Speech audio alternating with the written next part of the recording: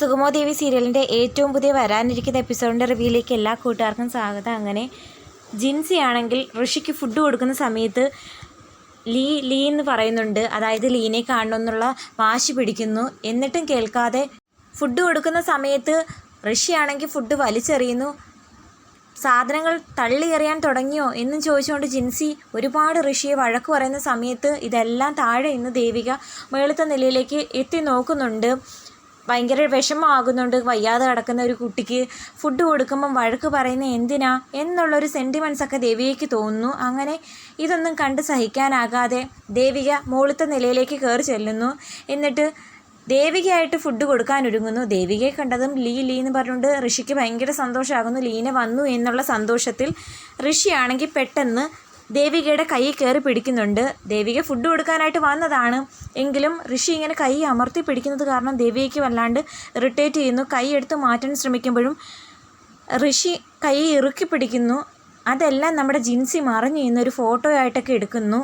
ഇതെല്ലാം അരുന്ധതി മേഡം പറഞ്ഞിട്ട് തന്നെയാണ് ജിൻസി കാട്ടിക്കൂട്ടുന്നത് എന്നുള്ള കാര്യത്തിൽ സംശയം വേണ്ട. ദേവികയും നന്ദനും ഭയങ്കര സ്നേഹത്തിലാണ്. അവർ നല്ലൊരു ഭാര്യയും ഭർത്താവുമാണ്. ആ ഒരു ബന്ധം തകർക്കണമെന്നുള്ള ഉദ്ദേശത്തിൽ അരുന്ധതി കാട്ടിക്കൂട്ടുന്ന ഓരോ മണ്ടത്തരങ്ങളാണിത്. ശരിക്കും പറഞ്ഞാൽ ഋഷിക്ക് ഇങ്ങനെ വയ്യാണ്ട് കിടക്കുന്ന ഒരു കുട്ടിയാണെന്ന് കണ്ടറിഞ്ഞ് ഫുഡ് കൊടുക്കുന്നതിനോ ആ കുട്ടിക്ക് വേണ്ടി പരിചരിക്കുന്നതിനോ ഒന്നും ഒരു മടുപ്പും ഇതുവരെ പറഞ്ഞിട്ടില്ലാത്ത ഒരാളാണ് ദേവിക. മാത്രമല്ല കേസ് വിജയിച്ചു കമ്പനിയും വീടും എല്ലാം തിരികെ കിട്ടിയിട്ട് പോലും ഈ ജോലിക്കായിട്ട് വരികയും ചെയ്യുന്നു. ഋഷിക്കായിട്ട് ക്ഷേത്രത്തിൽ പോയി പ്രസാദമൊക്കെ കൊണ്ട് കൊടുക്കുകയും ചെയ്യുന്നു.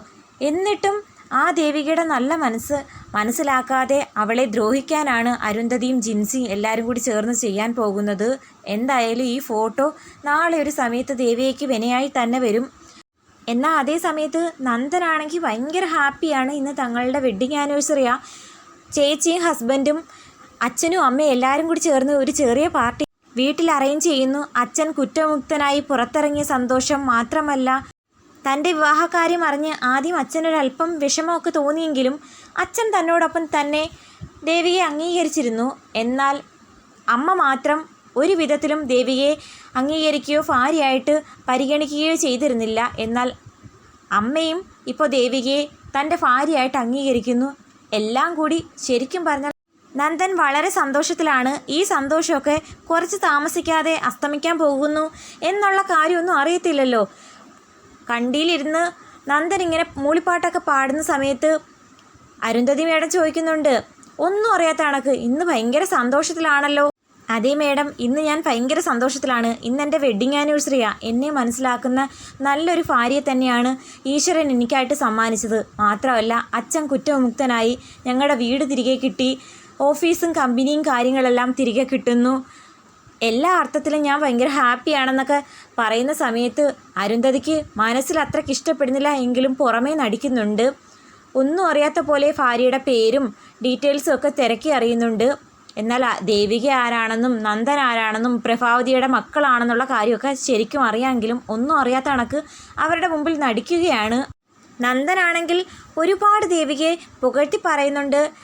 ഞങ്ങൾ 2 പേർക്കും ഒരേ തീരുമാനങ്ങളാ എന്നൊക്കെ പറയുന്ന സമയത്ത് അരുന്ധതി മനസ്സിൽ വിചാരിക്കുന്നുണ്ട്, നിങ്ങൾ 2 ആളുടെയും തീരുമാനത്തിന് മുകളിൽ മറ്റൊരാളുടെ തീരുമാനം വില്ലനായിട്ട് വരും എന്ന അർത്ഥത്തിൽ സംസാരിക്കുന്നു. അതായത് ഈ ഋഷിയും ദേവികയും തമ്മിൽ അവിഹിത ബന്ധമാണെന്നുള്ള രൂപത്തിൽ കഥ മെനയാനാണെന്ന് തോന്നുന്നു അരുന്ധതിയുടെ പ്ലാൻ. അതിനു വേണ്ടിയിട്ടായിരിക്കാം ഈ ഫോട്ടോയൊക്കെ എടുത്തു വച്ചിരിക്കുന്നത്. നന്ദൻ്റെ ഫോണിലേക്ക് രഹസ്യമായി അയച്ചു കൊടുത്ത് അവർ തങ്ങളിലുള്ള ബന്ധത്തിൽ വിള്ളലുണ്ടാക്കാൻ വേണ്ടി തന്നെയാണ് അരുന്ധതിയുടെ പുറപ്പാട്. എന്നാൽ നന്ദൻ്റെയും ദേവികയുടെയും വെഡ്ഡിങ് ആനിവേഴ്സറി പ്രമാണിച്ച് വീട്ടിൽ എല്ലാ സാധനങ്ങളും അറേഞ്ച് ചെയ്യുന്നതിൽ ഗിരീഷ് മാഷ് തന്നെയാണ് മുൻപന്തിയിൽ. കണ്ടറിഞ്ഞ് വളരെ സ്നേഹത്തോടെ തന്നെയാണ് ഗിരീഷ് മാഷ് എല്ലാ കാര്യങ്ങളും അറേഞ്ച് ചെയ്യുന്നത്.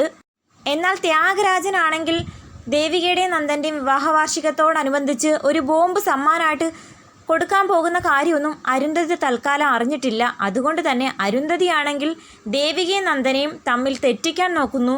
ദേവികയ്ക്ക് മറ്റൊരു ചെറുപ്പക്കാരനുമായിട്ട് അടുപ്പമുണ്ടെന്ന് സ്ഥാപിക്കാൻ വേണ്ടിയിട്ടാണ് രഹസ്യമായിട്ട് ഫോട്ടോയൊക്കെ എടുത്തു വച്ചിരിക്കുന്നത്.